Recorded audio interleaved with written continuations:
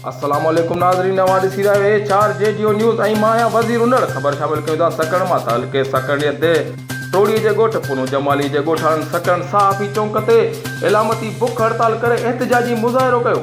हिननि ॿुधायो त असांजी 6 एकड़ ज़मीन ते सकण मुख़्तियारकार ऐं तबेदारनि सां मिली भगत करे असांजे ज़मीन जा खाता फेराए छॾिया आहिनि। अस्सलाम वालेकुम नाज़रीन, मां आहियां वज़ीर उनड़। चार JDO न्यूज़ में असां अॼु मौजूदु आहियूं सकरन साफ़ी चौक ते, जिते ॻोठ पुनू जमाली जा रहवासी इलामती बुख हड़ताल कयो था। हिन जो चवणु आहे त असांजे 6 एकड़ ज़मीन ते कूड़ा कागज़ ठाराए कब्ज़ो कयो वियो आहे। अचो साणनि ॻाल्हि ॿोल था कयूं। मुंहिंजो नालो अली बख्श आहे। आउं तालुके सकरंड में रहां थो। देह टोड़ी आहे, तालुको सकरंड ऐं 110 बिलाक ज़मीन आहे मुंहिंजी, ॻोठ पुनू जमाली। ऐं ज़मीन जेका आहे 110 बिलाक में आहे, 6 एकड़ 17 गुंठा, जेका नाजाइज़ मुख़्तियारकार तपेदारनि सलाह मशवरा करे लिशारी मुख़्तियारकार ऐं तपेदारनि कूड़ा खाता करे लिशारी सकरंड सर हिन ज़ुल्म कयो आहे मूंसां।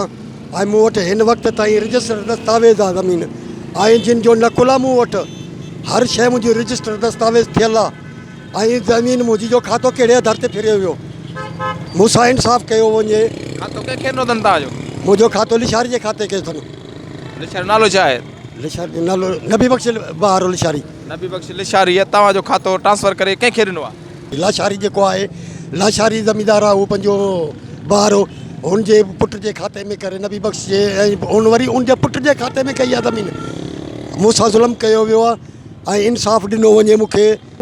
जी नाज़रीन, ही पुनू जमाली जा रहवासी आहे। हिन जो चवणु हो त असांजी जेका 6 एकड़ ज़मीन आहे उन ते नबी बख्श लाशारी नाले हिकु शख़्स आहे, उन जेको आहे कब्ज़ो कयो आहे। ऐं जेको मुख़्तियारकार सकरंड आहे, रजिस्ट्री जा कागज़ ठाराए मुंहिंजे खातो जेको आहे नबी बख्श जे नाले पुट जे नाले कयो वियो आहे। हिननि मुतालबो कयो आहे त असां सां इंसाफ़ कयो, त ॿी सूरत में असां एहतिजाज जो दाइरो वधाईंदासीं। कैमरामैन ज़मीर उनड़ सां गॾु वज़ीर उनड़, चार JDO न्यूज़ सकरंड।